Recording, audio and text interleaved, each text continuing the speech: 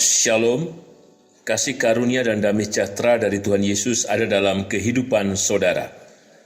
Sahabat Petra yang dikasihi Tuhan, hari ini kita berjumpa kembali dalam Renungan Embun Pagi.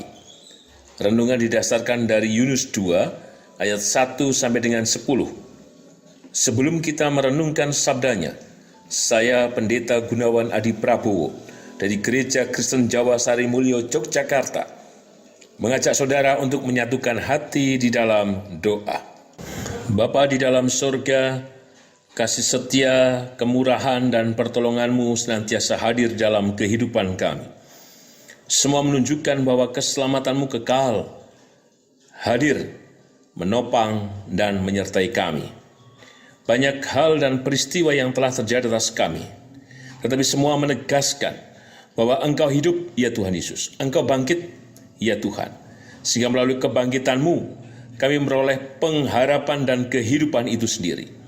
Maka kini dan di sini, semua terjadi oleh karena rencana dan mukjizat-Mu. Terima kasih Tuhan Yesus, Engkau telah hadir di dalam kehidupan kami.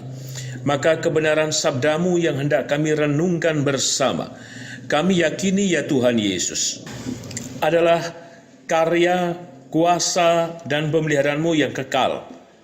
Kami yakin Tuhan, melalui kebenaran-Mu, kami dibangkitkan, dipulihkan, dan terlebih kami dimampukan untuk terus merayakan hidup dengan syukur dan percaya. Kami yakin kuasa-Mu ya Tuhan Yesus bekerja dalam tubuh jiwa roh kami, sehingga kami bisa mengerti akan kebenaran firman-Mu itu. Dan kami mohon ampun ya Tuhan Yesus atas setiap dosa dan pelanggaran yang kami lakukan. Kami percaya memberikan pengampunan kepada kami. Hanya di dalam nama dan kuasa-Mu ya Tuhan Yesus, Sang Sumber kehidupan dan keselamatan, kami naikkan doa ini dengan bersyukur dan percaya. Amin. Yunus 2 ayat 1 sampai dengan 10. Doa ucapan syukur Yunus. Demikian sabda Tuhan. Berdoalah Yunus kepada Tuhan, Allahnya, dari dalam perut ikan itu. Katanya, dalam kesusahanku aku berseru kepada Tuhan, dan Ia menjawab aku. Dari tengah-tengah dunia orang mati, aku berteriak, dan Kau dengarkan suaraku. Telah Kau lemparkan aku ke tempat yang dalam, ke pusat lautan. Lalu aku terangkum oleh arus air. Segala gelora dan gelombang-Mu melingkupi aku. Dan aku berkata, telah terusir aku dari hadapan mata-Mu. Mungkinkah aku memandang lagi bait-Mu yang kudus? Segala air telah mengepung aku, mengancam nyawaku. Samudra raya merangkum aku, lumut lautan membelit kepalaku. Di dasar gunung-gunung, aku tenggelam ke dasar bumi, pintunya terpalang di belakangku, untuk selama-lamanya. Ketika itulah Engkau naikkan nyawaku dari dalam liang kubur, ya Tuhan Allahku. Ketika jiwaku letih lesu di dalam aku, teringatlah aku kepada Tuhan, dan sampailah doaku kepadamu ke dalam bait-Mu yang kudus. Mereka yang berpegang teguh pada berhala kesia-siaan, merekalah yang meninggalkan Dia, yang mengasihi mereka dengan setia. Tetapi aku dengan ucapan syukur akan kupersembahkan korban kepadamu. Apa yang kunasarkan akan kubayar. Keselamatan adalah dari Tuhan. Lalu berfirmanlah Tuhan kepada ikan itu, dan ikan itu pun memuntahkan Yunus ke darat. Berbahagialah kita yang merenungkan sabda Tuhan, dan berbahagialah kita yang percaya. Haleluya. Amin. Sahabat Petra yang dikasihi Tuhan, tema renungan Embun Pagi hari ini adalah tanda orang Kristen. Jika kita di jalan raya, kita menemukan rambu lalu lintas. Ya, ada penunjuk jalan, penunjuk arah, ada lampu lalu lintas, yang kita seringkali lampu bangjo, dan lain sebagainya. Rambu-rambu tersebut adalah penanda untuk kegiatan berlalu lintas kita, termasuk pada tujuan atau tempat yang hendak kita tuju atau harapkan. Nah, tanda-tanda inilah yang juga ada dalam kehidupan kita semuanya. Misalkan soal alam, kalau mendung mau hujan. Kemudian ketika ada angin besar, kemudian menjadi tanda kita untuk berhati-hati. Ketika ada petir, kita harus kemudian mematikan alat-alat elektronik atau televisi dan sebagainya. Termasuk juga dalam tanda-tanda kehidupan yang terjadi atas kita. Tanda apa itu? Tentu tanda kehadiran Tuhan. Yang seperti apa? Tentu kita bisa merefleksikan dari setiap peristiwa kehidupan yang sudah kita jalani. Bagaimana kita mengingat, merasakan, berjumpa, dan mengalami, sehingga menjadi pengalaman iman tentang tadi kehadiran Tuhan yang hidup. Berkaitan dengan Tuhan yang hidup itulah yang diyakini oleh Yunus dalam pelariannya yang seharusnya ke Niniwe, tetapi kemudian ia ingin pergi ke Tarsis. Dan ketika ia menumpang kapal, terjadilah badai. Dalam situasi yang demikian, sang nahkoda dan bersama seluruh kru membuang semua muatan. Tetapi tidak menjadikan kapal menjadi semakin baik. Malahan, kapal tetap terombang-ambing. Sampai pada akhirnya, semua berdoa menurut keyakinan masing-masing. Tetapi juga gelombang tidak mereda. Sampai pada akhirnya sang nahkoda menemukan Yunus yang tidur enak-enak. Dan nahkoda memerintahkan kepada Yunus untuk berdoa kepada Allah yang ia percayai. Dengan harapan supaya gelombang itu segera reda dan mereka tidak binasa. Tetapi kemudian yang terjadi adalah tetap saja kapal dalam kondisi yang mau karam. Pada akhirnya seluruh kru membuang undi untuk menentukan siapa sesungguhnya yang menjadi penyebab kondisi demikian.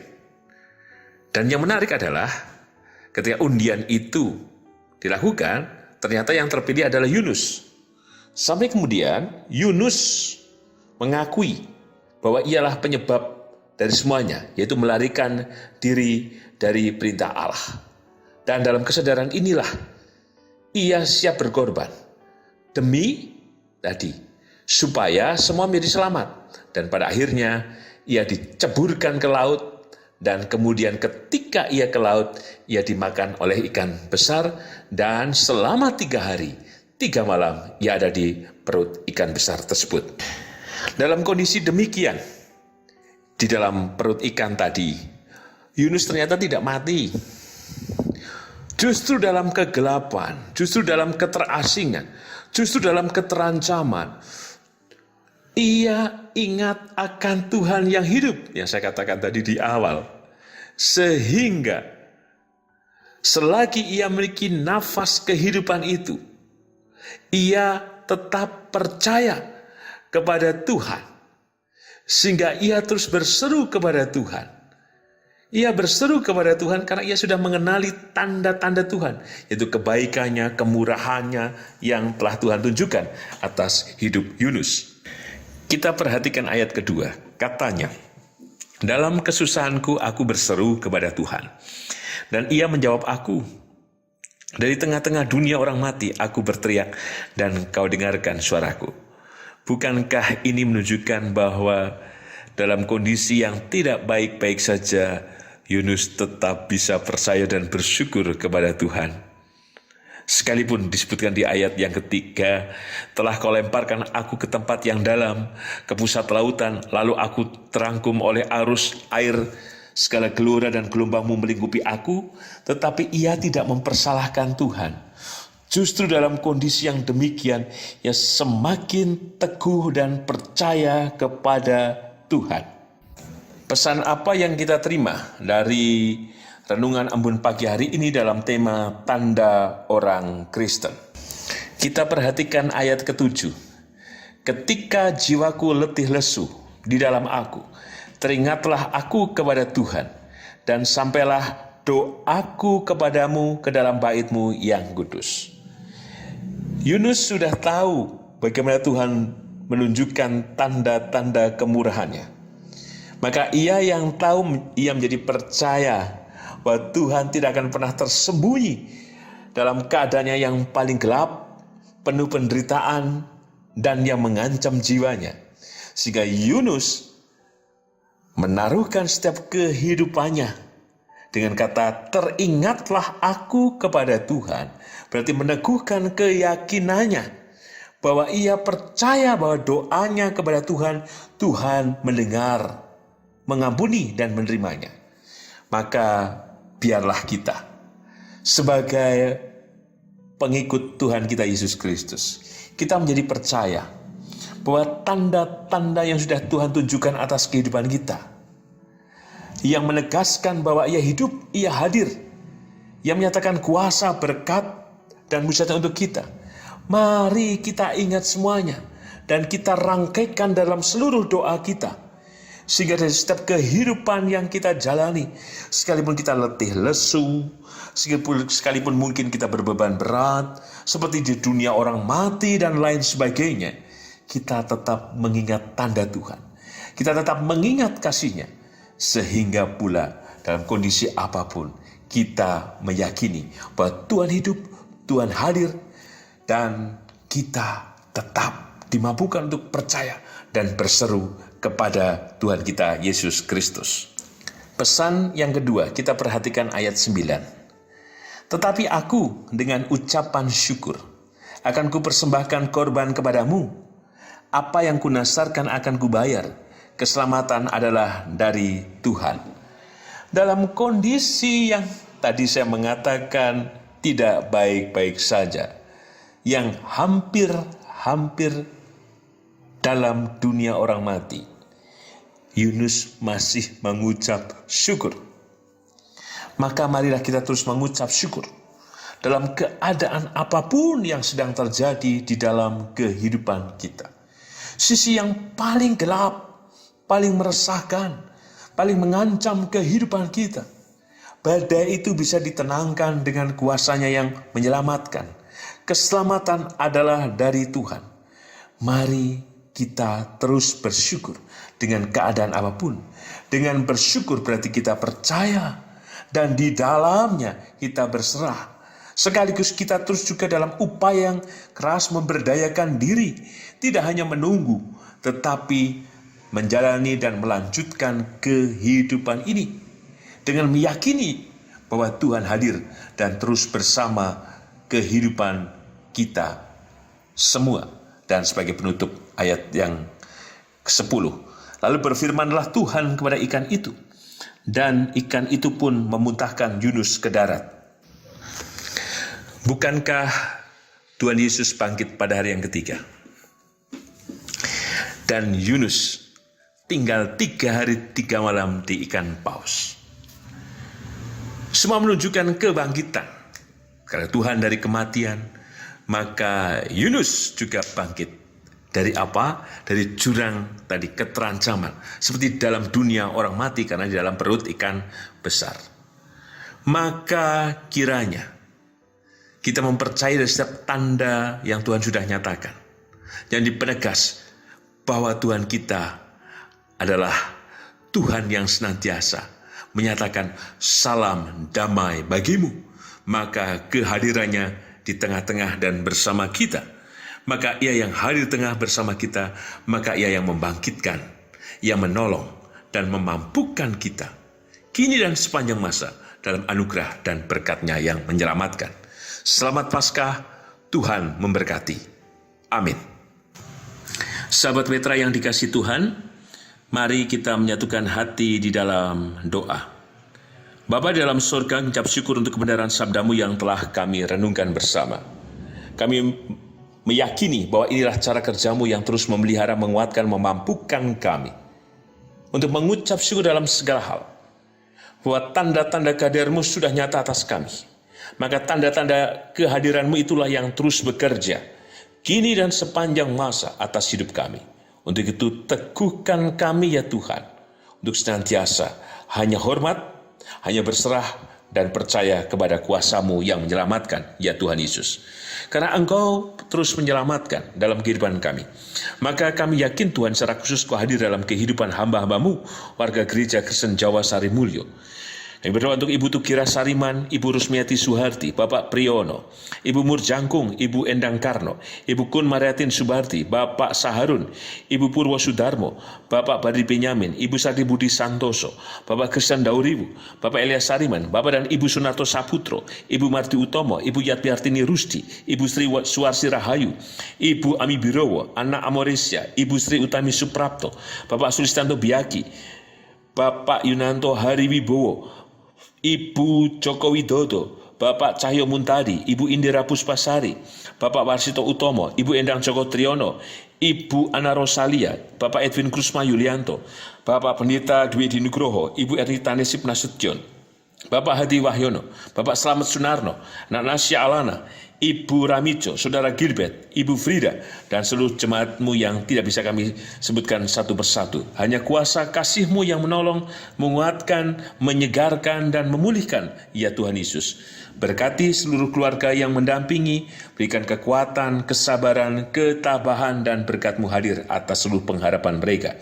Berkati kami semuanya Tuhan, dalam segala pergumulan, harapan dan kerinduan kami, secara pribadi, dalam kehidupan rumah tangga kami, bersama dengan anak-anak kami dan pasangan hidup kami. Berkati pekerjaan kami, usaha kami, dan berikan pekerjaan juga Tuhan pada kami. Dan berikan pemulihan untuk kondisi ekonomi rumah tangga kami, tolonglah ya Tuhan, kami percaya. Demikian juga memberkati setiap kehidupan anak cucu kami, dalam pekerjaan, dalam kehidupan rumah tangga mereka, dan hal apapun yang mereka lakukan.